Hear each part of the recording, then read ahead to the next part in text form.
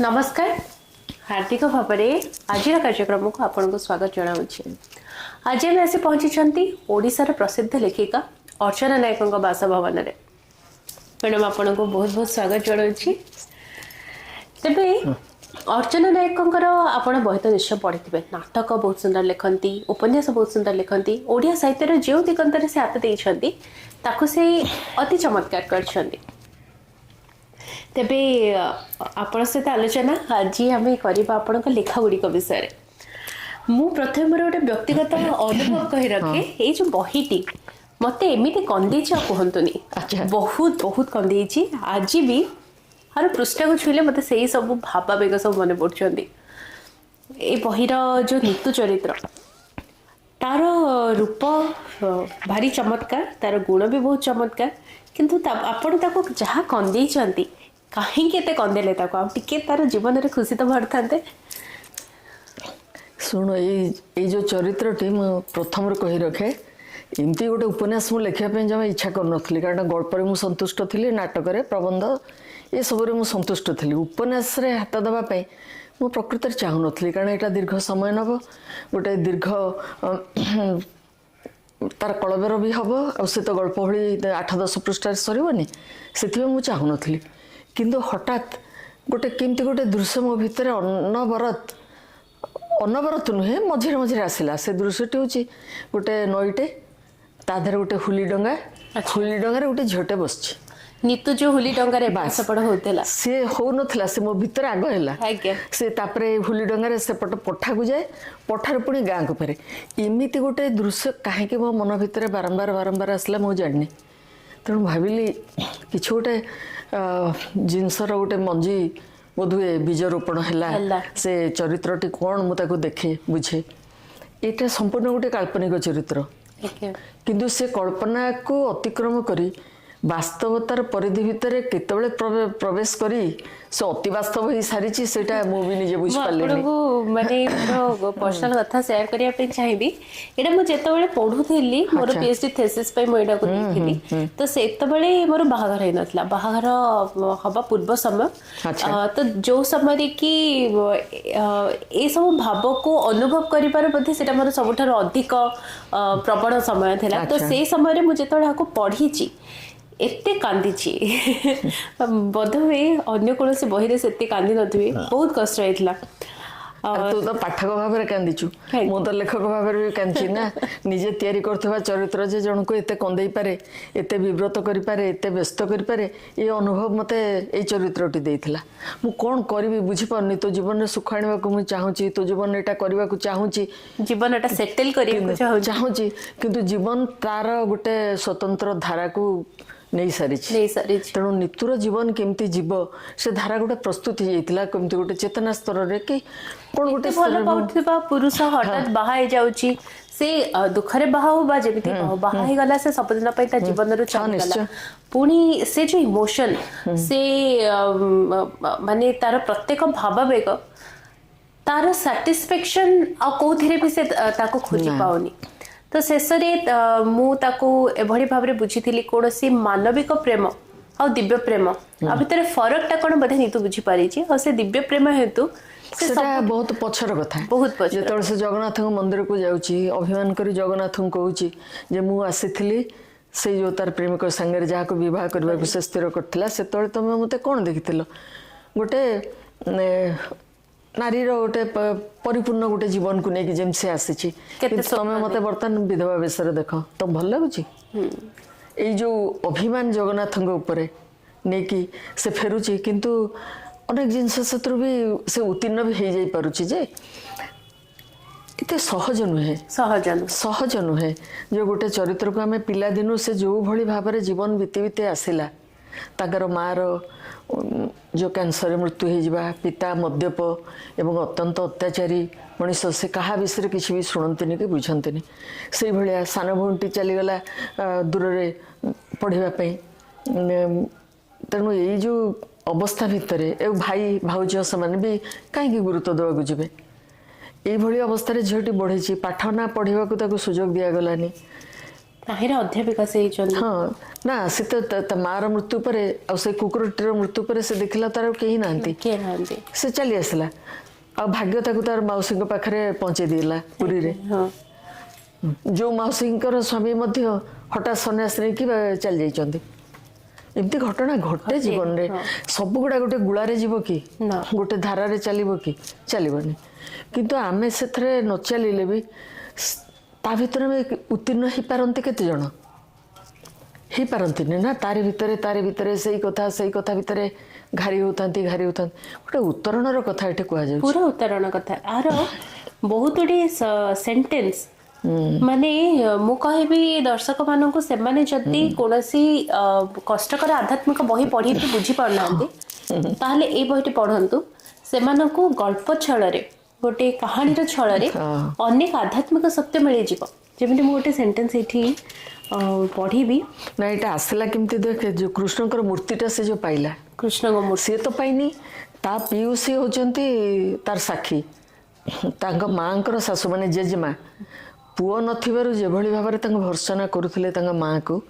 ମା ଦିନେ ରାଗିକିରି ମୂର୍ତ୍ତିଟିକୁ ନେଇକି ପକେଇ ଦେଇଥିଲେ, ଯୋଉଟା ଇଏ ଦେଖିଛନ୍ତି, ତାଙ୍କ ପିଇସି ଦେଖିଛନ୍ତି। କିନ୍ତୁ ସେ ଜାଣୁଛନ୍ତି ଯଦି ଏଇଟା କହିଦିଏ ତାହେଲେ ମା ଆଉ ଜୀବନ ପାଇବନି।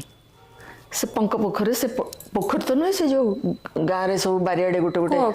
କୂଅ ଭଳିଆ ଥାଏ, ପରିତ୍ୟକ୍ତ କୂଅ, ସେଥିରେ ପାଣି କେହି ପିଅନ୍ତିନି କିନ୍ତୁ କାଦୁଅ ପଙ୍କ ହେଇଥାଏ, ତା ଦେହକୁ ସେ ପକେଇ ଦେଇଛନ୍ତି। ସେଇ ଯୋଉ ଦୃଶ୍ୟରେ ଗାଁର ଲୋକ ଆସୁଛନ୍ତି, କହୁଛନ୍ତି ଦେଖ ସେ ତ ଝିଅମାନଙ୍କୁ ଭଲ ପାଉଥିବା ଠାକୁର, ତାଙ୍କୁ ସବୁବେଳେ ଏମିତି ବୋହୂଟାକୁ ଗାଳି ଦେବାରୁ ସେ ବୋଧେ ପଳେଇଲେ ରାଗିକି। କେହି ଆଉ ଜାଣିପାରିଲେନି ସେ କୁଆଡ଼େ ଗଲେ। କିନ୍ତୁ ପରବର୍ତ୍ତୀ କାଳରେ ଯେତେବେଳେ ତାର ପିଇସି ଆସି ତାଙ୍କରି ଘରେ ରହିଛନ୍ତି, ଆଉ ତ କେହି ଘରେ ତାଙ୍କର ନାହାନ୍ତି, ସେ କହିଛନ୍ତି ଯେ ସେ ମୂର୍ତ୍ତିଟାକୁ ଦେଖିଛନ୍ତି ନା ପକେଇଦେବାର, ସେ ଭାବୁଛନ୍ତି କେମିତି ମୁଁ ତାକୁ ଉଦ୍ଧାର କରିବି। ଯଦି କହିବି ଯେ ମୋ ମା ପକେଇବାର ମୁଁ ଦେଖିଛି, ତାହେଲେ ମା ମରିଯାଇଥିଲା ପରେ ବି ତାର ସାତ ପୁରୁଷମାନେ ଉଦ୍ଧାର କରିବେ। ସେଠୁ ସେ ତାଙ୍କ ପୁଅ କହୁଛନ୍ତି ବାପା ମୁଁ ଗୋଟେ ସ୍ୱପ୍ନ ଦେଖୁଛି ରେ, ମୋତେ ଠାକୁର କହୁଛନ୍ତି ମୁଁ ଆ ଭିତରେ ଅଛି। ଏମିତି ହୁଏ ନା ନାହିଁ ଗାଁରେ। ତାପରେ କୂଅ ଉଝଳା ହେଲା ବେଳକୁ ସେ ବାହାରିଛନ୍ତି। ସେଇ ମୂର୍ତ୍ତିଟି କିଏ ଝିଅ ଯେ ଆମର ଚରିତ୍ର ଯିଏ ଅନିତା, ତାଙ୍କୁ ନେଇକି ଆସିଛନ୍ତି। ନିତୁ, ତମେ ନିତୁର କାନ୍ତ ଅନିତା। ସେଇ ତ ତା ଜୀବନରେ ପୁରାପୁରି ବଦଳି ଯାଇଛି। ପରିବେଶ, ତାର ପରିସ୍ଥିତି, ତାର ନିଜର ମାନସିକ ସ୍ଥିତି, ସବୁ କିଛି ସେଇ ମୂର୍ତ୍ତିଟି ବଦଳି ଯାଇଛି। ଆପଣ ନିତୁର ପ୍ରେମିକର ନାଁ ଯୋଉ ଦେଇଛନ୍ତି ଅଭିଜିତ, ଅଭିଜିତ ନକ୍ଷତ୍ର ସହିତ ତାକୁ ଯୋଉ ତୁଳନା କରିଛନ୍ତି, ତ ସେଇଟା ବି ଗୋଟେ ବହୁତ ଇଣ୍ଟରେଷ୍ଟିଂ ଜିନିଷ। ମାନେ ନକ୍ଷତ୍ର ଯଦି ଅଦୃଶ୍ୟ ହେଇଯାଏ କିନ୍ତୁ ଆଧ୍ୟାତ୍ମିକ ଉତ୍ତରଣ ପାଇଁ ଦାୟୀ ରହେ। ଠିକ ସେମିତି ନିତୁ ଜୀବନରୁ ଅଭିଜିତ ଚାଲି ଯାଇଛନ୍ତି, କିନ୍ତୁ ସେ କାରଣ ହେଇଛନ୍ତି ଆଧ୍ୟାତ୍ମିକ ଉତ୍ତରଣ ପାଇଁ। ସେଥିପାଇଁ କୌଣସି ଗୋଟେ ନକାରାତ୍ମକ ଅନୁଭବ ମୁଁ ସେ ଚରିତ୍ରକୁ ନେଇକି ଦେଇନାହିଁ। ଯେମିତି କହିଲେ ତାଙ୍କୁ କେଉଁ ଗାଳି ଦେଇଥାନ୍ତେ, କାହିଁକି ସେ ଯୋଉ ଅଭିଜିତ, ଯେମିତି ତୋର ଗୋଟେ ଆଧ୍ୟାତ୍ମିକ ଚେତନାର ଅଭିବୃଦ୍ଧିରେ ସେ ନକ୍ଷତ୍ରର ଭୂମିକା ଥାଏ।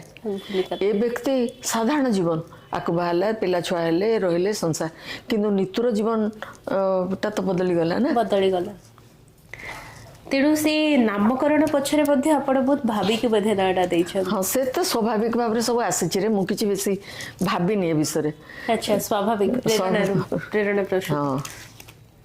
ତାହେଲେ ଏ ଯୋଉ ବାଣୀ ଗୁଡିକ ଆପଣ ଭିତରେ ଦେଇଛନ୍ତି,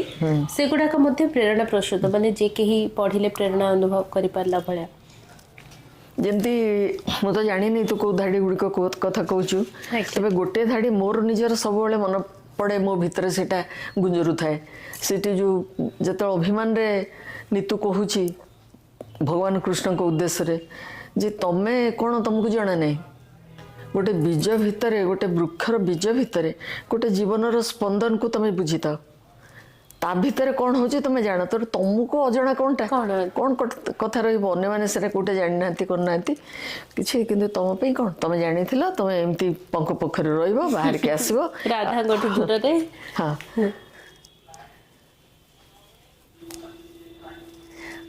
ମାନେ ଏଠି ପ୍ରେମର ଗୋଟେ ନୂଆ ରୂପ ଆମେ ଦେଖିବାକୁ ପାଉଛୁ। ବୋଧହୁଏ ଓଡ଼ିଆ ସାହିତ୍ୟରେ ପ୍ରେମରେ ଏଇ ରୂପ ବହୁତ ରେୟାର। ମାନେ ସେ କହୁଛନ୍ତି, ମାନେ ଆପଣ କହୁଛନ୍ତି, ଯିଏ ବି କହୁଛି ଆଜ୍ଞା, ଯଦି ସେ ଲୋକକୁ ତୁ ଭଲ ପାଇ ନଥାନ୍ତୁ, ତୋ ଭିତରେ ପ୍ରେମର ଅନୁଭବକୁ କିଭଳି ବୁଝିଥାନ୍ତୁ। ଯିଏ ତୋତେ ଚରମ ଆଘାତ ଦେଇଛି ତାର ଦୁର୍ଦ୍ଦଶା କଥା ଶୁଣି ତୁ ଖୁସି ହେବା ପରିବର୍ତ୍ତେ କାନ୍ଦନ୍ତୁ କେମିତି। ଆମର ପ୍ରାୟ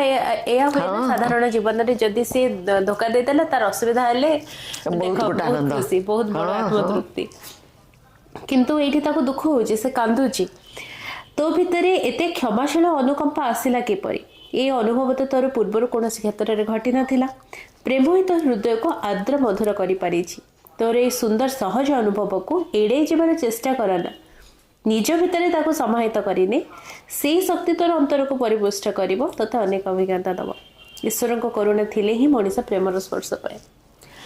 तो प्रेमर स्पर्श पाइकी कष्ट पाइबा बरं बहुत गुणरे स्पृहणीय किंतु बिल्कुल जीवन रे प्रेम न करिबा करिबारिबार सुजोग पाइ नथिबा बा प्रेमास्पदटी बा प्रेमस्पदाटी न पाइबा सेटा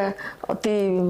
दुखर विषय आपणकर प्राय लेखा मु देखुची प्रेम को आपण बहुत सुंदर गोटे दिव्यतार रूप आपण देछंती प्रेम सबुठी जेमिति गाथा हिरण्मय मु किछि समय पूर्वरु देखुथिली एठी मध्ये आपण प्रेम विषय जेतबळे आमे पार्थवी सीता कविता देखुचे कविता चमत्कार से प्रेम कराई पारे जड़ देह अग्नि उत्तीर्ण से प्रेम कराई पारे विरहरे नित्य स्नान मधु स्नान से प्रेम लोड़ेनी केबे देवा पई कहा को प्रमाण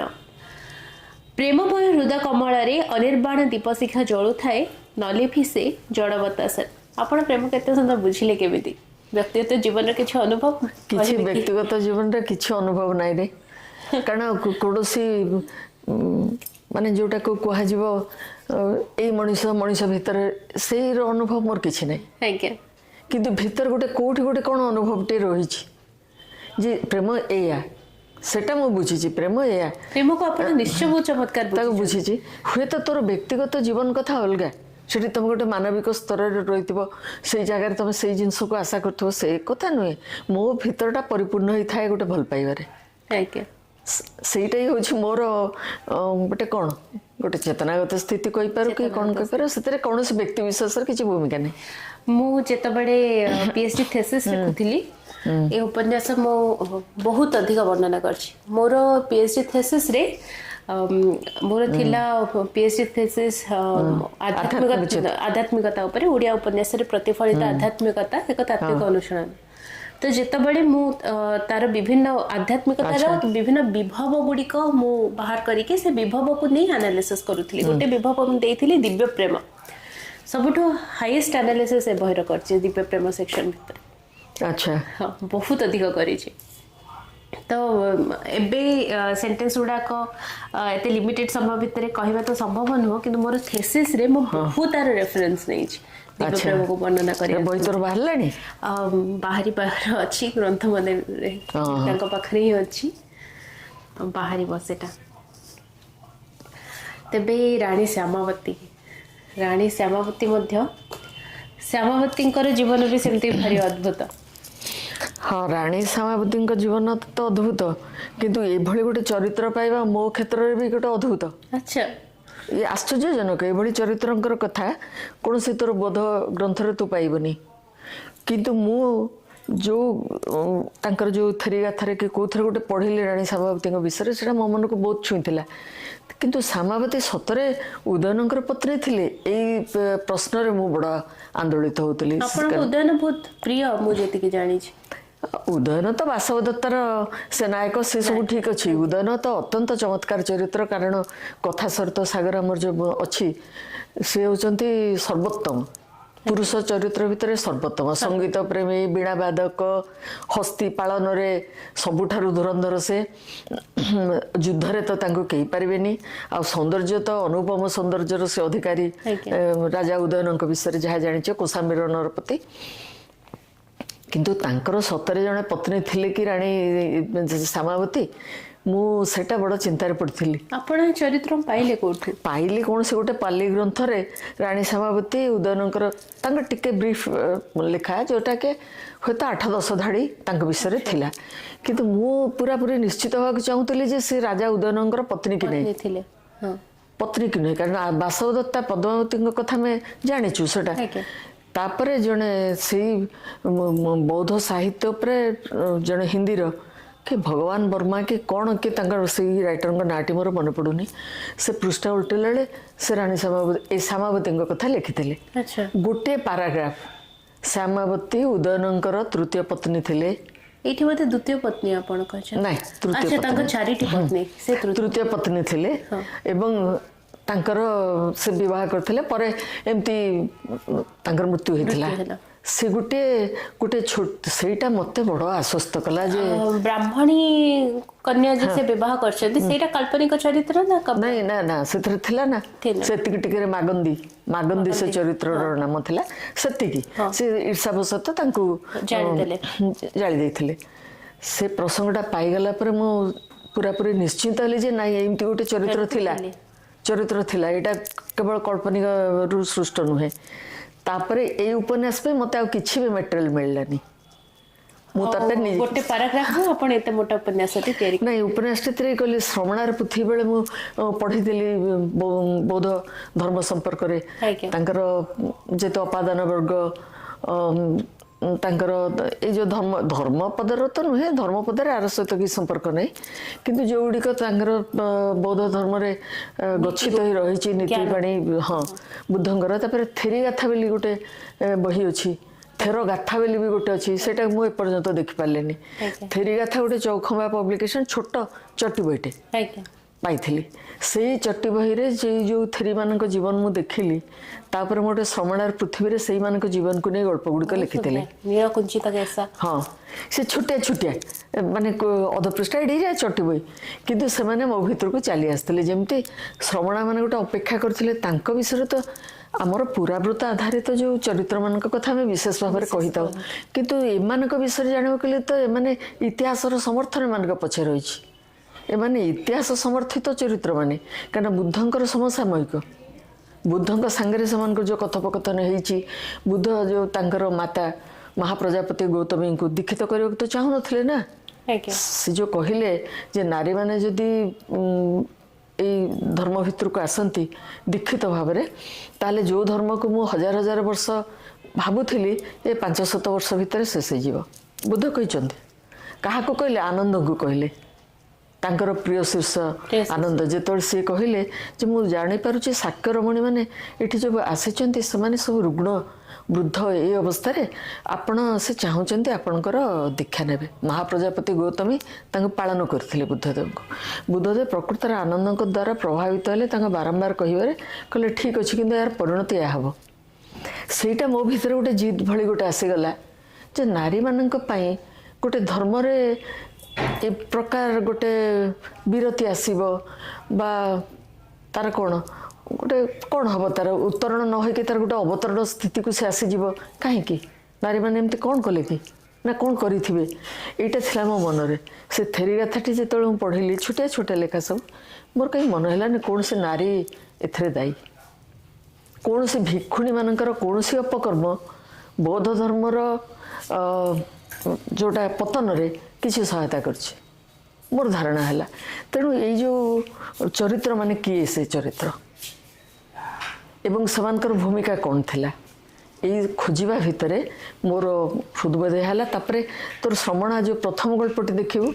ସେଥିରେ ଯେଉଁ ଅଷ୍ଟବିଧିର ପ୍ରବର୍ତ୍ତନ ଯାହା ବୌଦ୍ଧ ଧର୍ମର ସେ ବି ଗୋଟେ ଧାରା ଆମର ଏଇ ସାଧାରଣ ପୁରାଣର ଧାରାରେ ନୁହେଁ ହିନ୍ଦୁ ଧର୍ମ ରୀତିନୀତିରେ ନୁହେଁ ମୁଁ ସମ୍ପୂର୍ଣ୍ଣ ପ୍ରବେଶ କରିଗଲି ବୌଦ୍ଧ ଯୁଗ ଆଉ ବୌଦ୍ଧ ମାନଙ୍କର ବୁଦ୍ଧଙ୍କର ନୀତିବାଣୀ ତାଙ୍କର ଯେଉଁ ସେମାନେ ଯେଉଁ ଗୋଟେ ସଂଘ କଲେ ଭିକ୍ଷୁଣୀ ସଂଘ ତ ପ୍ରଥମ କରି ହେଲା ନା ମହାପ୍ରଜାପତି ଗୌତମ ତାଙ୍କ ପାଇଁ କ'ଣ ନିୟମ ସେ କଲେ ନିୟମ ଗୁଡ଼ାକ ପଢ଼ିଲେ ତତେ ବହୁତ କଷ୍ଟ ଲାଗିବ ଗୋଟେ 8-10 ବର୍ଷର ଯଦି ଦୀକ୍ଷିତ ଭିକ୍ଷୁକୁ 80 ବର୍ଷର ଭିକ୍ଷୁଣୀ ମଧ୍ୟ ପ୍ରଣାମ କରିବ ସିଏ ପ୍ରଣାମ କରିବନି ମହାପ୍ରଜାପତି ଗୌତମ କହିଲେ ଠିକ୍ ଅଛି ଆମେ ପ୍ରଣାମ କରିବୁ କିନ୍ତୁ ତାର ପ୍ରତ୍ୟୁତ୍ତରେ ସେ ମଧ୍ୟ ପ୍ରଣାମ କରିବା କଥା ତେଣୁ ନାରୀମାନଙ୍କ ପ୍ରତି କ'ଣ ଦୃଷ୍ଟିଭଙ୍ଗୀ ଥିଲା ଏଇଟା ସହଜରେ ତୁମେ ଅନୁମାନ କରିପାର ଯେ ଦୟାକରି ସେମାନେ ସେମିତି ସଂଘରେ ଅନ୍ତର୍ଭୁକ୍ତ ହେଇଥିଲେ ସିନା କିନ୍ତୁ ସେ ଯେଉଁ ମର୍ଯ୍ୟାଦା ଆତ୍ମସମ୍ମାନ ଭିକ୍ଷୁମାନଙ୍କର ଥିଲା ସେ ତ ଥିଲା କି ଭିକ୍ଷୁଣୀ ସଂଘରେ କ'ଣ ନୀତି ଆଚରିତ ହେବ ବର୍ଷା ବାସ ସେମାନେ କିପରି ଭାବରେ କାଟିବେ କେଉଁ ସମୟରେ ସେମାନେ ବାହାରକୁ ଯିବେ ସେଟା ନିର୍ଦ୍ଧାରିତ ହେଉଥିଲା ଭିକ୍ଷୁ ସଂଘମାନଙ୍କ ଦ୍ୱାରା ତେଣୁ ଭିକ୍ଷୁଣୀମାନଙ୍କର ଯେଉଁ ଡେଡିକେସନ୍ ଥିଲା ଯେଉଁ ନିଷ୍ଠା ଥିଲା ମତେ ସେ ତ ନିୟମ ତମେ ବୌଦ୍ଧ ଧର୍ମ ଗ୍ରହଣ କଲ ମାନେ ତାଙ୍କ କିମ୍ବା ଜୈନ ଧର୍ମ ଗ୍ରହଣ କଲେ ତାଙ୍କର କେଶ ମୁଣ୍ଡନ ତ ସ୍ୱାଭାବିକ କଥା ଗୈରିକ ବସ୍ତ୍ର ପରିଧାନ କରିବା ଖଣ୍ଡିଆ ବସ୍ତ୍ର ତମେ ପରିଧାନ କରିବ एटा तो नियम से नियम को जे ग्रहण ग्रहण करिसेंती बा स्वीकार करिसेंती सेमाने से धर्म को ग्रहण करिवे ना आज्ञा बाध्यबाधकता तो नुहे तबे जैन हबो आज केस तो मुंडित हबो ना से भली सेमानकर आपत्ति थिला कि सेमानकर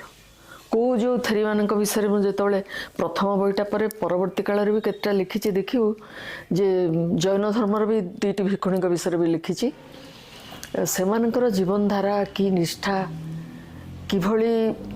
एकाग्रता केते सचेतनता से चरित्र मानक भितर मु कोठी भी खोजी पाइलिनी जे आंक लगी बौद्ध धर्म पतन रे किछि हेछि भिक्षु मानकर अवदमित कामना निजको बहु भाव जो विभक्त हो गले से माने बौद्ध धर्म कौन से मूल धर्म रे कि रहिला कि हो गलानी दिगंबर श्वेतांबर हो गले तापर तोर सहजजान वज्रजान कालचक्र ये सब गुड़ाक जो विभक्त हो गले से समस्ते निज पे गोटे गोटे नियम सृष्टि करदेले विधि व्यवस्था करदेले से विधि व्यवस्था चलला बेलू अनेक अवक्षय धर्म भीतर को पशि आसी तेरे सेटा कथा नुहे कथा मु देखा चाहिए जे से मानकर एकनिष्ठता को भिक्षुणी मानकर एकनिष्ठता मते प्रभावित करथिला मु से मानकु सिथि अन्य मानक पाखरे पहुँचवाई जो प्रचेषा ये से मोर भी गोटे साधना हो गला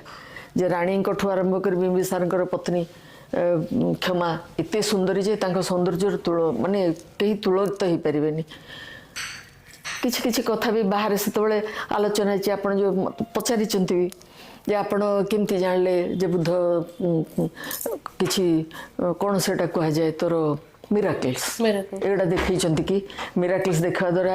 एमाने प्रभावित होती कि मुझे हाँ होती केमती जानले आपण मुझे मोर मनरू किछि भाविक कहूँ कि गोटे दृष्टांत तो कहूँ क्षमा जिते जाइछंती अरण्य को देखापी बुद्धदेव को साक्षात करने से तो जाऊन ना ताकर भय थिला बुद्धदेव सौंदर्य को शारीरिक सौंदर्य को गुरुत्व दियंती नहीं बरं ताको समालोचना करती से से जाऊन कि राजा जो बारंबार कहले चलो जाओ जाई टे दर्शन कर आस ये जाइए सेठी से देखले दुईटी सुंदरी नारी तांकर दीपटे चामर व्यंजन करछंती किंतु किछ समय पर से माने सबु पक्को केस हो गले लुलित चर्म शरीर अस्थि कंकाल सार हो गला से पड़ गले मृत्युवरण कले ए दृश्यटा से देखुंत तापर मन गोटे परिवर्तन आसला कि मु भाविले परिवर्तनटा स्वाभाविक परिवर्तन होइतिबो कि मृत्यु कौन एमिति आसे ना एमिति एते शीघ्र गोटे दृश्य देखा जाए रियल लाइफ हुएनी तो सेमती तो हुएनी तेणु सेटा तोर मोर गोटे काल्पनिक परलोक बोली गोटे गल्प अच्छी सेटा तोर आंकना शुणुथिबो अशोक घोषଙ୍କ ना शुणुथिबो ख्रीष्ट 1 शताब्दी रे से लिखिथिले दुईटी महाकाव्य गोटे बुद्ध चरितम आ गोटे सौंदरानंद महाकाव्यम दुईटी लिखिथिले से सौंदरानंद महाकाव्यम रो कथावस्तु थिला ए सुंदरी एवं बुद्धंकर अन्यतम भाई नंदंक जीवन को लेकिन सेटा नथिला कि सेठी कोन कहिथिले तेणु सुंदरी से गले माने से अंगराग देहरे लगै थांदी एटा सुखिबा पूर्वरु आसी जीव तमे आसी जीव ओ सेटा छाती फाटी गला बेला दुख हुए माने गोटे केते बयसर झटा हितिबो एते तो स्वामी सहित कथार्ता लळी तांको डाकी नेउचंती आ फेरिबा को दउ नाहंती जाउचंती फेरुचंती से भिक्षा थाळ नै कि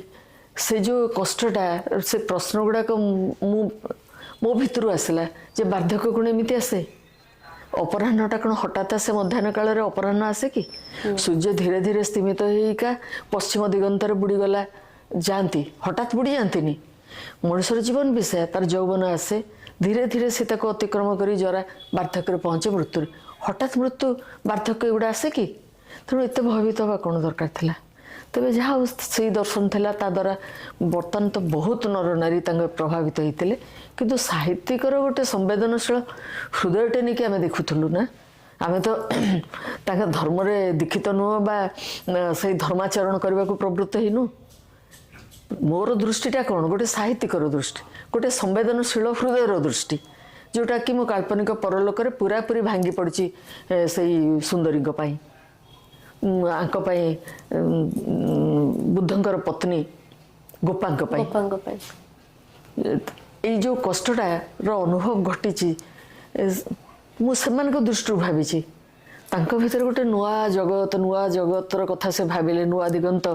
ତାଙ୍କ ଦିଗରେ ଖୋଲିଗଲା। ମଣିଷର ଦୁଃଖ କେମିତି ଦୂର ହେବ। ଏ ସିନା ହେଲା ବୁଦ୍ଧଙ୍କ ଜୀବନରେ ଆସିଲା। ସେ ସ୍ୱଳ୍ପ ବୟସରେ ଘର ଛାଡ଼ି, ପୁତ୍ରକୁ ଛାଡ଼ି, ପତ୍ନୀକୁ ଛାଡ଼ି ଚାଲିଗଲେ। କିନ୍ତୁ ତାଙ୍କର ପତ୍ନୀ ଯଶୋଧାରା ବା ଗୋପା, ତାଙ୍କର କ'ଣ ହେଇଥିଲା?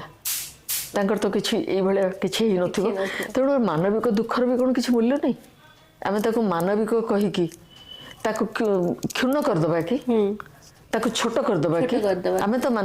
ମଣିଷ ନା, ଆମର ଦୁଃଖ ସୁଖ ଆମ ପାଇଁ ଯଥେଷ୍ଟ। ତେଣୁ ସେଇ ମାନବିକ ଦୁଃଖ ଗୁଡ଼ାକ ମୋତେ ଦେଖାଯାଇଛି। କାହାକୁ ପରବର୍ତ୍ତୀ କାଳରେ ସେମାନଙ୍କର ବି ଉତ୍ତରଣ ଘଟିଛି। କିନ୍ତୁ ଏଇ ସମୟଟା କେମିତି ଘଟିଥିବ? ଅମ୍ବପାଲିଙ୍କ ଜୀବନରେ କ'ଣ ଘଟିଥିବ? ତେଣୁ ଶ୍ରବଣାର ପୃଥିବୀଟା ସେଇଥିପାଇଁ ସୃଷ୍ଟି ହେଇଥିଲା। ଆଉ ରାଣୀ ସମାବତୀରେ ତ ମୁଁ ତା ଭିତରକୁ ଯେଉଁ ପ୍ରବେଶ କରିଗଲି, ରାଜା ଉଦୟନଙ୍କର ଶାସନ ପଦ୍ଧତି, ତାଙ୍କର ଇଏ ସବୁ ଅଲମୋଷ୍ଟ ଗୋଟେ ଐତିହାସିକ ଉପନ୍ୟାସ ବି ତମେ ତାକୁ କହିପାରିବ। କିନ୍ତୁ ସେମାନେ ଇତିହାସର ଅନ୍ତର୍ଭୁକ୍ତ ହେଇଥିବା ମହାରାଜା ନୁହନ୍ତି, ଇତିହାସର ବାହାରେ ନୁହେଁ କି? ତାଙ୍କ ପାଇଁ ଇତିହାସରେ ବିଶେଷ କ'ଣ ଅଛି? ଖାଲି ନାମର ଉଲ୍ଲେଖ ମାତ୍ର ଅଛି। କିନ୍ତୁ ଆମର ସାହିତ୍ୟ ତ ଆମର ଇତିହାସ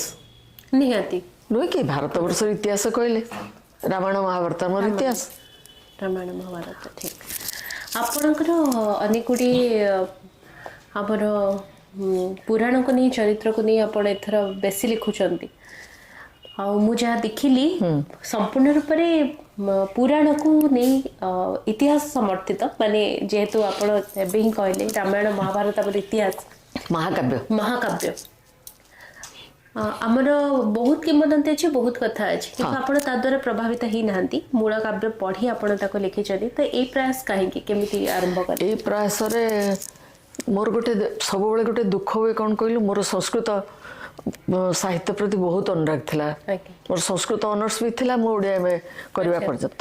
ସେଇଟା କଥା ନୁହେଁ, ସଂସ୍କୃତ ଭାଷା ସାହିତ୍ୟ ପ୍ରତି ମୁଁ ଅନୁରକ୍ତ। ଏବଂ ତା ପାଖରେ ମୁଁ ଯାହାକୁ କୁହାଯାଏ କିଛି ଏପଟ ସେପଟ ଯେମିତି ସେ ଭାଷାରେ ଭାବରେ ଯେମିତି କିମ୍ବା ଶବ୍ଦ ଦେଖେ, ଗୋଟେ ଶବ୍ଦରେ ତମେ ଓଡ଼ିଆରେ ଲେଖିଲା ବେଳକୁ କେତେ ଶବ୍ଦ ଭୁଲ କରୁଛ, ସ୍ପେଲିଂ ଏରର କେତେ ହେଇଯାଉଛି। କିନ୍ତୁ ଯେଉଁମାନେ ସଂସ୍କୃତ ପଢ଼ିଥାନ୍ତି, ଜାଣିଥାନ୍ତି, ସେମାନେ ତାର ମୂଳ ସୂତ୍ରଟା ଜାଣିଥାନ୍ତି, ତା ନିୟମଟା ଜାଣିଥାନ୍ତି। କେଉଁଠି ଦୀର୍ଘ ହେବ, କେଉଁଠି ଦୀର୍ଘ ହେବ, କେଉଁଠି ରେଫ୍ ରହିବ, ଏଇ ସବୁଠୁ ଆରମ୍ଭ କରି ତୋର ଗୋଟେ ଶବ୍ଦ ଯେମିତି ବିଷଣ୍ଣ, କ୍ଷୁଣ୍ଣ। ବିଷଣ୍ଣରେ ଲୋକ ରେଫ୍ଟେ ମାରିଥିବେ, ତାପରେ କ୍ଷୁଣ୍ଣ, କିନ୍ତୁ ତାର ମୂଳ ଶବ୍ଦ ଗୁଡ଼ା କେମିତି ହେଇଛି ସେଇଟା ବାସ୍ତବରେ ମାନେ ଦ୍ୱୈତରେ ସେଇଟା ରହିବା କଥା ନା। ସେଇଟା ତୋର ବିଷଣ୍ଣ ହେଲା ବିସତ, ସେଇଟାକୁ ସେଠି ରେଫ୍ ରହିବନି। କ୍ଷୁଣ୍ଣ, କ୍ଷୁଣ୍ଣ। କିନ୍ତୁ ଯେହେତୁ ଗୋଟେ ଆମର ଉଚ୍ଚାରଣ ବେଳେ ଗୋଟେ ର ଗୋଟେ ସ୍ୱର, ତେବେ ସେଇଟା ଆମର କଥା ନୁହେଁ। କଥା ହେଉଛି ଯେ ତୋର ଶବ୍ଦ, ତୋର ଭାଷା, ଏଇଟା ହେଲା ମୂଳ। ତୁ ସାହିତ୍ୟ ସୃଷ୍ଟି କରିବୁ କାହା ଉପରେ? ତୁ ଇମାରତ ଯୋଉଟାକୁ କହନ୍ତି, ଯୋଉ ଫାଉଣ୍ଡେସନ ତମେ କେମିତି ପକେଇବ? ତେବେ ସଂସ୍କୃତ ସାହିତ୍ୟ ପ୍ରତି ଆପଣ ଅନୁରାଗରୁ ଆପଣ ଏଗୁଡାକ ଲେଖି ନାଇଁ, ସଂସ୍କୃତ ସାହିତ୍ୟ ପ୍ରତି ଅନୁରାଗ ନୁହେଁ, ଭାଷା ଶୁଦ୍ଧି କଥା, ଭାଷା ଶୁଦ୍ଧି କଥା ଏବଂ ନୀତିଗତ ବିଭ୍ରାନ୍ତିକୁ ମୁଁ କୌଣସି ମତେ ସହ୍ୟ କରିପାରେନି। ଉଦାହରଣ ସ୍ୱରୂପ ତତେ କହୁଛି, ସୀତା ଉପନ୍ୟାସଟି ମୁଁ ଯେତେବେଳେ ଲେଖିଲି ତାର କାରଣ ହେଉଛି ସୀତାଙ୍କ ସମ୍ପର୍କରେ ବିଭିନ୍ନ ଜୈନ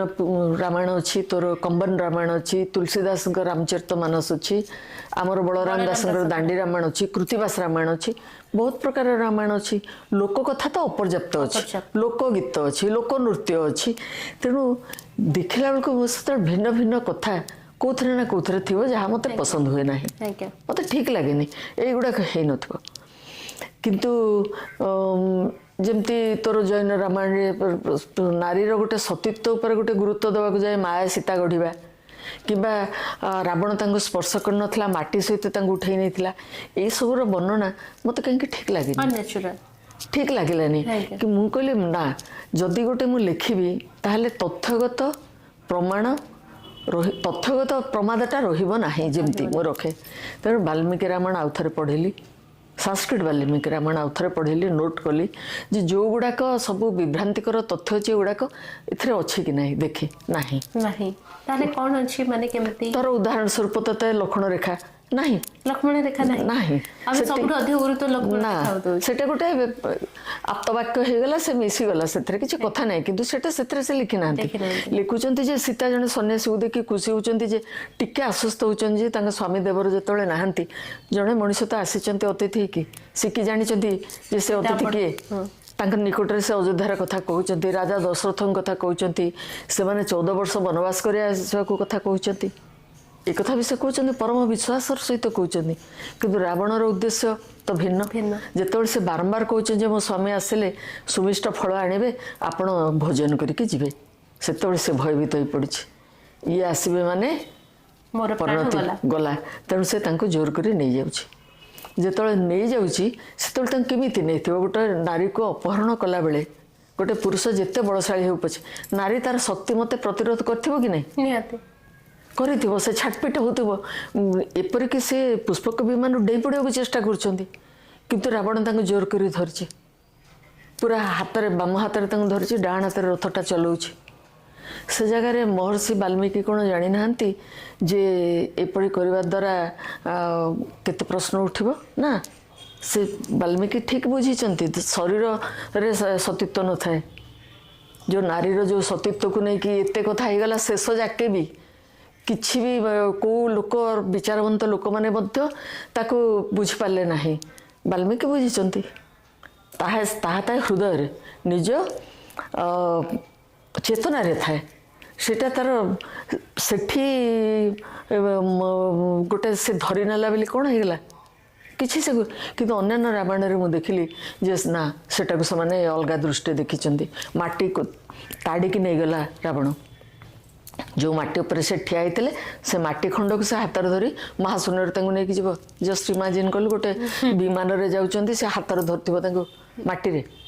କାହିଁକି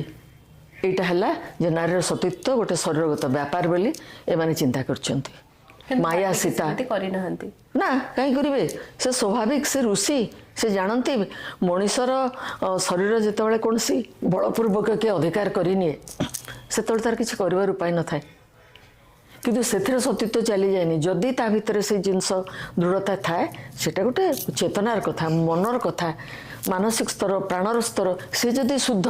ତାହେଲେ ଶରୀରଟା ତ ତୁମ ଅକ୍ତିଆରରେ ନାହିଁ ନା ପ୍ରାଣ ତ ଅକ୍ତିଆରରେ ଅଛି ମନ ତ ଅକ୍ତିଆରରେ ଅଛି ତ ହୃଦୟ ତୋର ଅକ୍ତିଆରରେ ଅଛି ଦେହଟାକୁ ଦେହରେ କ'ଣ ବଳ ଅଛି ଗୋଟେ ସ୍ତ୍ରୀ ଲୋକର ଶରୀରରେ କ'ଣ ପୁରୁଷ ଲୋକର ବି କ'ଣ ତେଣୁ ସେଟାକୁ ସେମାନେ ଗୁରୁତ୍ୱ ଦେଇନାହାନ୍ତି ବାଲ୍ମୀକି କେଉଁଠାରେ ବି ଏକଥା ଉଲ୍ଲେଖ କରିନାହାନ୍ତି କିନ୍ତୁ ସେ ତାଙ୍କୁ ନେଇଛି ଯେଉଁଭଳି ଭାବରେ ଘୋଷାଡ଼ି ଘୋଷାଡ଼ି ତା ଅନ୍ତପୁର ଭିତରକୁ ତାଙ୍କୁ ନେଇଛି ସେ ଯେଉଁ କଦର୍ଥନାର ବର୍ଣ୍ଣନା କିନ୍ତୁ ତାପରେ ଦେଖିଛି ଯେ ନାଇଁ ଇଏ ତଥାପି ସ୍ୱୀକାର କରିବନି ତାଙ୍କୁ ନେଇକି ଅଶୋକ ବନରେ ରଖିଛି ଏମିତି ଅନେକ ଅନେକ ଘଟଣା ଆମର ବାଲ୍ମୀକି ରାମାୟଣରେ ନାହିଁ ଯେଉଁଟା ରାବଣ ଆସିକି ସେତୁବନ୍ଧ ସ୍ଥାପନରେ ପୌରୋହିତ୍ୟ କଲା ସେଗୁଡ଼ା ଗୋଟେ ମାନେ ଏଟାକୁ ଗ୍ରହଣ କରି ହେବନି କୌଣସି ଗୋଟେ ସମ୍ବେଦନଶୀଳ ମନ ଏଇଟା ଗ୍ରହଣ କରିପାରିବ ଯେଉଁ ପୁରୁଷର ନାରୀକୁ ସେ ଅପହରଣ କରି ନେଇଥିବା ଅପହର୍ତ୍ତାକୁ ଡାକିକି ସେ ସେତୁବନ୍ଧ ସ୍ଥାପନ କରିବେ ପୁଣି ଭଗବାନ ରାମ ଭଗବାନ ଶ୍ରୀରାମ ଯାହାଙ୍କ ପଦପାତରେ ଭୂମି ଧନ୍ୟ ଯାହାଙ୍କ ପାଦର ସ୍ପର୍ଶରେ ସବୁକିଛି ପବିତ୍ର ସିଏ କ'ଣ ତାକୁ ଡାକିବେ এই কথা বাল্মীকি তো লিখি নাহাନ୍ତି ତେଣୁ ଗୋଟେ ଉପନ୍ୟାସ ମୁଁ ପଢୁଥିଲି ଯୋଉଠି କୁହାଉଛି ମାନେ ଶ୍ରୀରାମଙ୍କ ଉପରେ ଆକ୍ଷେପ ଯେ ସେ ଅହଲ୍ୟାଙ୍କୁ କାହିଁକି ପାଦରେ ସ୍ପର୍ଶ କଲେ ତାଙ୍କ ହାତରେ କାହିଁକି ସ୍ପର୍ଶ କଲେନି ତ ଏଇ ପ୍ରକାର ତଥ୍ୟ ବାବଦରେ ଆପଣ କ'ଣ କହିବେ ନା ସେ ତଥ୍ୟ ବାବଦରେ ଏହା କହିବି ଯେ ଦେଖ ବାଲ୍ମୀକି ରାମାୟଣରେ ମାତ୍ର 2ଟି ପୃଷ୍ଠା ଭିତରେ ସୀମିତ ଅହଲ୍ୟାଙ୍କ ପ୍ରସଙ୍ଗ ସୀମିତ ରହିଛି ଘଟଣାଟି କ'ଣ ଘଟିଲା ଯେ ଯେଉଁଟାକୁ କୁହନ୍ତି ଯେ ସେ କେତେ ବର୍ଣ୍ଣନା ଥିବ ଯେ ଇନ୍ଦ୍ର ତାଙ୍କୁ ବଳପୂର୍ବକ ଗ୍ରହଣ କଲେ ଇନ୍ଦ୍ର ତାଙ୍କୁ ତାଙ୍କ ସ୍ୱାମୀଙ୍କ ରୂପରେ ଆସିକି ତାଙ୍କ ସହିତ ଯେଉଁ ଆଚରଣ କଲେ ସେଇଟା ଅହଲ୍ୟା ଜାଣିନଥିଲେ କିନ୍ତୁ ବାଲ୍ମୀକି ସେଇଟା କରିନାହାନ୍ତି ଗୋଟେ ଋଷି ଏବଂ ସାଧାରଣ କବି ଭିତରେ ପାର୍ଥକ୍ୟ ବୁଝିବ ସେ କହିଛନ୍ତି ଜାଣିଥିଲେ ଅହଲ୍ୟା ଜାଣିଲେ ଯେତେବେଳେ ସେ କହୁଛନ୍ତି ଇନ୍ଦ୍ର ଯେ ମୁଁ ବହୁ ଦିନରୁ ତୁମକୁ ବାଞ୍ଛା କରୁଥିଲି ଏ କରୁଛି ସେତେବେଳେ ଅହଲ୍ୟା କ'ଣ ଭାବୁଛନ୍ତି ମୁଁ ତେବେ ଦେବବାଞ୍ଛିତା ଦେବରାଜ ଇନ୍ଦ୍ର ମୋତେ ଇଚ୍ଛା କରୁଛନ୍ତି ବାଞ୍ଛା କରୁଛନ୍ତି ସେ ଇଚ୍ଛା କଲେ ସେଇ ଯେଉଁ ସମ୍ମତି ସେଇ ଯେଉଁ ଶୃଙ୍ଗାରରେ ସେ ଯେଉଁ ସମ୍ମତି ଦେଲେ ତାହା ସତ୍ୟ ଅହଲ୍ୟା କିଛି ବୁଝିପାରି ନାହାନ୍ତି କିଛି କରିନାହାନ୍ତି ସେ କଥା ଜମା ନୁହଁ ସକାଳେ ଯାଉଛନ୍ତି ସେ ସ୍ନାନ କରିକି ଆଚମନ କରିବେ ଅର୍ପଣ କରିବେ जो विधि विधान अच्छी ब्राह्मणर से तांको समय फेरी आसिक ऋषि केवे एमती आचरण करछन्ति कि से बुझीपार नथान्ते से बुझीथिले ये होचन्ति इंद्र एवं से देववांछिता बोली गोटे आह्लाद अनुभव करथिले निज भितर जोटा तांको स्वामी जानिले एवं अभिशाप से अभिशापटा कौन पत्थर हो नुहे अदृश्य होइकि से रहिबे तांकर आश्रम भांगीगला गौतम सेठू चलीगले शिष्य चलीगले कुटीर सब भांगीगला किंतु से अहल्या रहिले तापसी भाव में तपस्चरण कले हाँ भूल है गोटे जीवन में से भूल को स्वीकार करछन्ति किंतु मनीष अनेक समय निजर प्राणावेग अच्छी मनर पुणी पसंद अपसंद सब अच्छी देहर मध्य गोटे स्वतंत्र चाहिए अच्छी से तार बसंबद स्वीकार कर किंतु से अपराध बोधर मुक्त होती निजर तपस्या बल तपस्या कर आसुच्च राम लक्ष्मण बाल्मीकि सांगे विश्वामित्र सांगे विश्वामित्र को पचार रामचंद्र गोटे प्रश्न देखिए बाल्मीकि रामायण रे सी कहते ये कौन ये आश्रम ये तो कहीं नहांती सब कुटीर जीर्ण कहीं तो कौटी दुषुना किंतु ये गोटे उद्भासित होकर रही अंचल आर कारण कौन सेठू विश्वामित्र घटनाटे कहते सी अदृश्य भाव में रही हे राम तुम्हें आसीच से तापसी को तुम्हें दर्शन कर अहल्या प्रकट होती राम लक्ष्मण पाद स्पर्श कर प्रणाम कर मुंडरे पाद रखी ना ये हेले बाल्मीकि ऋषि बाल्मीकि पार्थक्यटी सब बड़े बुझे कौ चेतनार कवि कौ चेतनार लेखक था लिखुची तुम व्यासंग सहित सामान हो कि तुम भितर कौन आसब निम्न प्राणिक चेतना अहंकार प्रश्न अहल्यांकर पादरे कहीं छुवे हाथ में कहीं छुवे से तो ओल्टा पादर प्रणाम कर बाल्मीकि रामायण पढ़ी देख कौन से लिखी तो ताहले वर्तमान समय जो माने मूल लेखा पढ़ी पारु नांती सेमाना पे एटा बहुत बड़ सुजोग से माने आपन को लेखा पढ़ी मूल तथ्य तो निश्चित निश्चित सीता प्रसंगटी अंततः कौन सी प्रकार ये किसी विकृति प्रवेश करना कहीं ऋषि बाल्मीकि हेले मोर प्रिय ऋषि व्यास यही दुई जन होचंदी अत्यंत प्रिय माने मोर पूजास्पद से ये साधारण कथा नुहति से किभली भाव में प्रथम कर ये महाकाव्य लिखिले सी भी लिखिले विशाल काव्य आम गोटे गल्प लिखला बेलू हालिया तेणु सीता निश्चित भाव कहि जेटा बाल्मीकि रामायण अनुसरण किंतु एथरे मोर अनुभव रही सीता कि गोटे परिस्थिति परिवेश रामचंद्र मत जड़े सन्यासी बहीटी को पढ़ी कहले आपण को लेखा पढ़ी मुझे बुझिली आम भगवान भारी कांदुरा से मत कहले बोले आपण कौन कह ना ना से बहुत कांदुरा मु कहली सतरे से कांदुरा माने रामचंद्र प्रति मुझे बुझी नथली एते बुझी पारि नथली कि से जे केते कांदुरा तांको हृदय जे केते नरम केते व्याकुलता तांको भीतर तांको पत्नी को पे कि कष्टर अनुभव सिटी बाल्मीकि धरिछंती बारंबार विभिन्न स्थान रे तांको से हृदयर से नरम दिगटी को से प्रकाश करछंती तबे प्रकृत रे सीता पे जम्मार मु कांदी नै बई लिखला बेले श्रीराम को पे ना सीता पे मु जो कांदी कारण से एते दृढ़ चेता जे मते तांको पे लागला कांदीबाटा गोटे ये कथा सी एका एका यथेष्ट कारण से जो दृढ़ता तांको भितर मत बहुत प्रभावित करथिला सीता पे मु आखिर टोपे लुह बाहरनी चलीगले पृथ्वी भीतर को निसर्त कौन अच्छी किंतु रामचंद्र मोर भीषण कष्ट मुझे भी एते कांदी नथली चरित्र को नहीं से सन्यासी जन जो मत कहला मो ठाकुर आम भगवान एते कांदुरा मो मनटा पाईगला मुझे सतरे तुहा को तुहा से कांदुचंती बाल्मीकि रामायण देखिबू जो सीता अपहृत है किंतु लक्ष्मण जो चरित्र सृष्टि कर बाल्मीकि बापा कि दृढ़ से चरित्र कि बलिष्ठ व्यक्तित्व से राम को सब जगह सान भाई बड़ भाई को सब जगह तैयारी से नौकरी जो अनाउं अरे आम ऋषमुख पर्वत मान को भेटा बानर मान को जीवा केमती सेठिकी ये विशाल पहाड़ आम तार पाद देश कौन कहूँ तू ना ना जापरि से तो लक्ष्मण कहते भाई पादटे बढ़ातु ना बढ़ातु पादटे पादे पादे आम आगे की पहुँची जा आसतु ये गोटे लक्ष्मण चरित्र एक अनवद्य चरित्र इतने गोटे भाई प्रति भल पाइबा जो डेडिकेशन जोटा कहुए सर्वांतकरण एक समर्पित भातृसत्ता जदि परिचय कौटी थाए ताले से लक्ष्मण ताहले आगामी भविष्य रे काहा को नहीं आपण लिखवा कथा भाबुचंती एमिति नहीं तापर तो मु लिखिली कुंतींग ऊपर लिखिली दमयंती ऊपर लिखिली दमयंती एते चर्चिता नुहंती किंतु तांको जीवनर जो राजकन्या बिना कारण रे जो जो प्रकार स्थिति दे जाइचंती आमे कल्पना करि परिबा नै कल्पना करि परिबा नाही एई स्थिति भितरे जे आमे कोन करथांते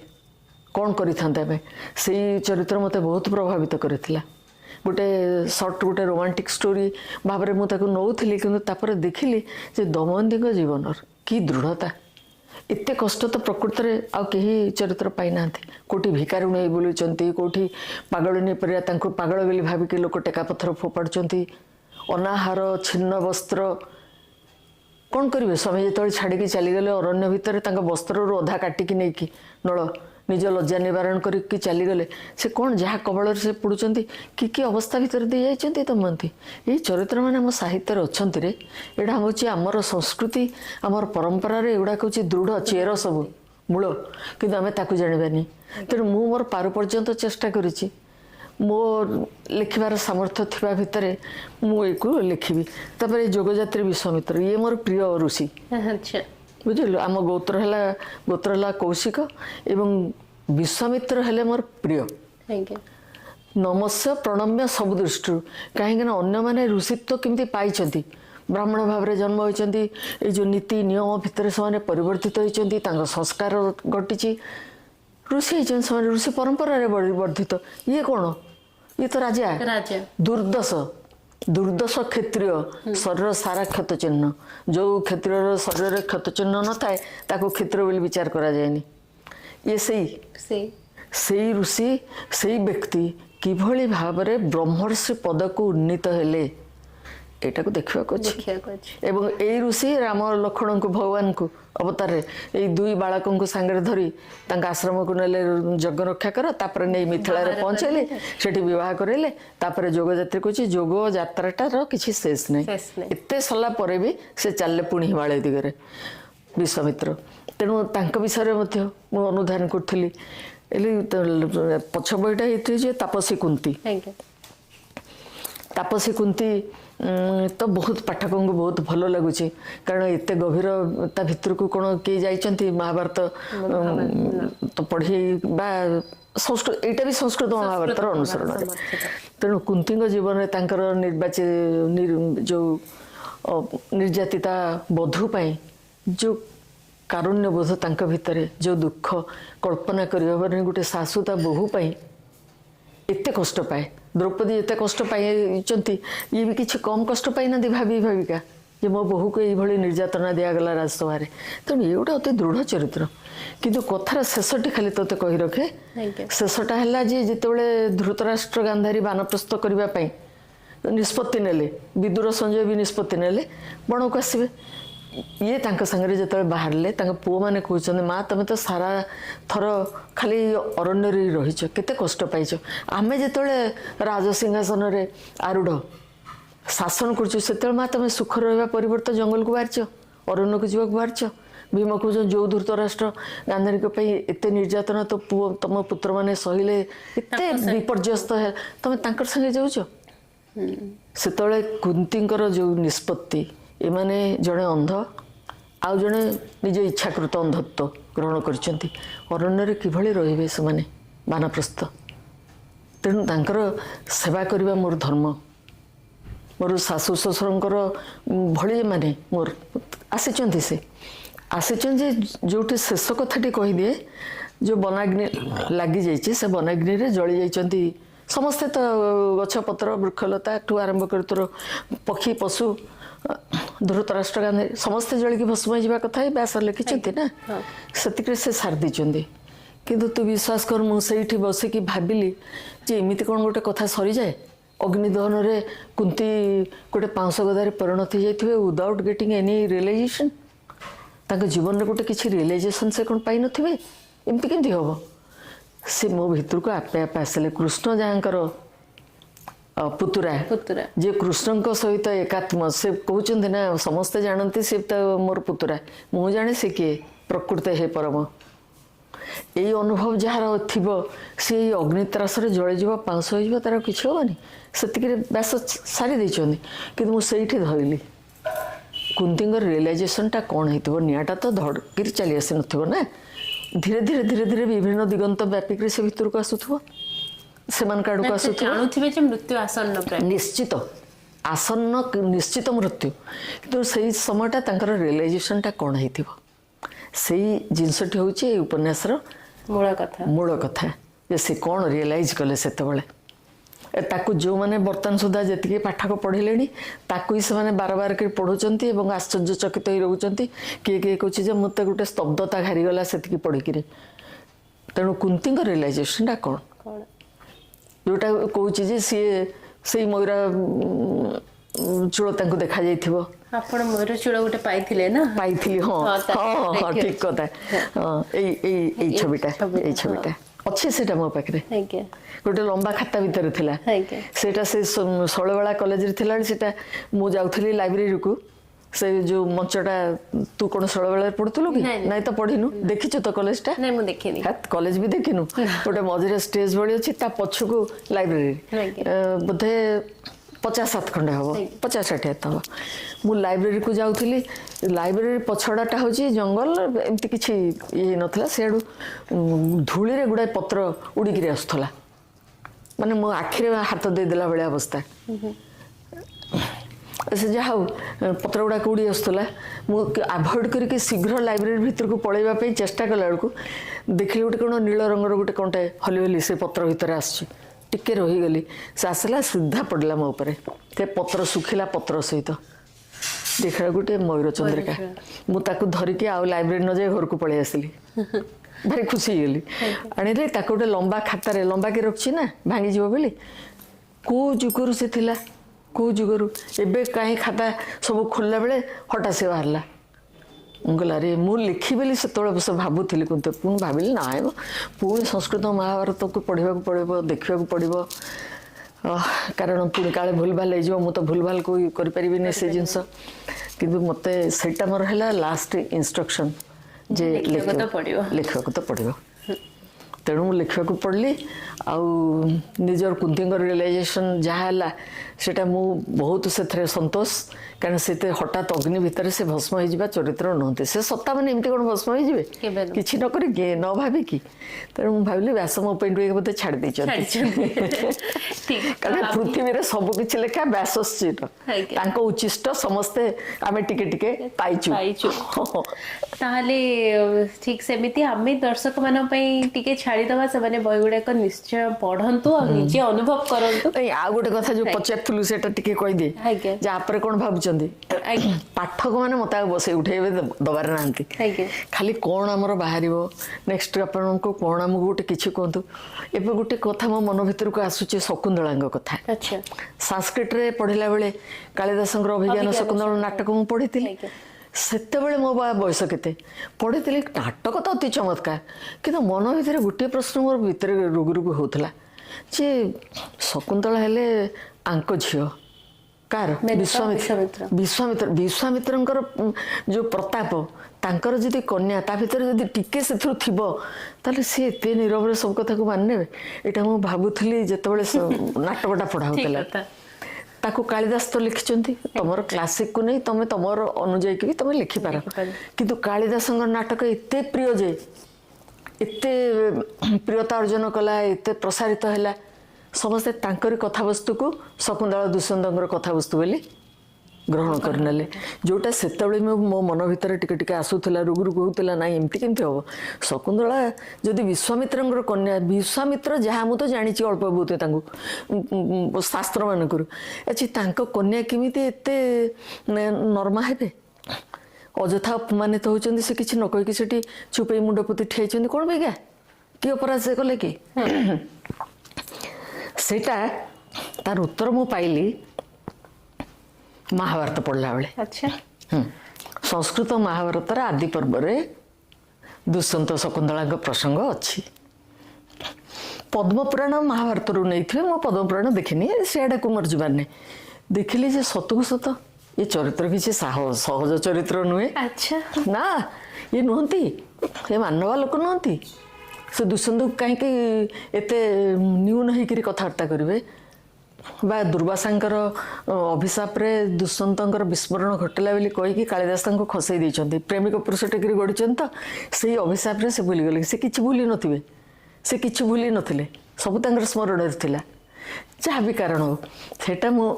खोजिकी देखिली जेतबेले इथरे मु कलारे कथाटा ए बागियारे हेकि जाईछि अच्छा कोन करछनी ताले से ना से करि नांती से दुष्यंत संगे जो चुक्ति करिसंती जे विवाह पे गोटे बलिष्ठ चरित्र किए आमर शकुंतला तमें तांको गोटे एकदम पूरा अति गोटे लगिबो जे भारी लता भली जोटा को कालिदास जमती इदंकला व्याज मनोहर बपु भली जो वर्णना सरसी जमनो विध्वंस बेले ना पिरम्यम यंग अधिक मनज्ञा बड़कले ना पितन्नी से लिखिछंती कालिदास सुंदर सौंदर्यर वर्णन से किसी कमी करना स्ट्रेंथ भी अछि किंतु तांकर हृदय से एते नरम एते दुर्बल बोली भी तुम चिंता कर पार आउ गर्भवती थिबा अवस्था रे घटनाटा एते शीघ्र घटिगला कि से आसिले विवाह कले से ठीक अच्छे से अवस्था रे तांको कर्ण जानिके पठै दउचंती आमे कालिदासंकर नाटक रे कोन देखली तांको शकुंतला गर्भवती आसन प्रसवात से कहले जी आपणकर संतान बोली से छांगरे जी जाइथिले सारंगरव शारदवत कहला बेलू राजा अस्वीकार कले जे नहीं मु तो जाने कि किंतु प्रकृत में ता नुहे प्रकृत में ता नुहे शकुंतलांकर संतान जन्म जन्म हाँपाई केते दिन कि हस्तिनापुर जाई कौटी कर्णंकर आश्रम कौटी से बह करके किछि दिन रही जाइछंती ये गर्भधारण करछंती सेटा दुष्मत को जना नहीं कहीं से जानवे कि किंतु आश्रम लोक तो जानवे ना तांको संतानटा जन्म हवा पूर्व पादरे चली चली एत दूर को पठे देवे कि जोजन जोजन दूर ना व्यास जहाँ लिखिं एकदम ठीक ठिकाना मुझे रे सत कथा तो ये चरित्र को मुझे नवनीत कोमल आदौ शब्द किसी गोटे उच्चारण करूना सब कथा को मानि जामती केमती है से मुझे बीए पढ़ला बेले तार उत्तर मत मिलगला जे ना भाविली जब गोटे किसी लेखा सेटा बर्तमान मो मन रे अच्छी देखिया तो आलोचना को आज ये रखा हाँ निश्चय करी दर्शक मानक सब बही पढ़ु निजे जिते पढ़े से जानवे तो बहुत धन्यवाद आपण आमको समय देले नमस्कार नमस्कार।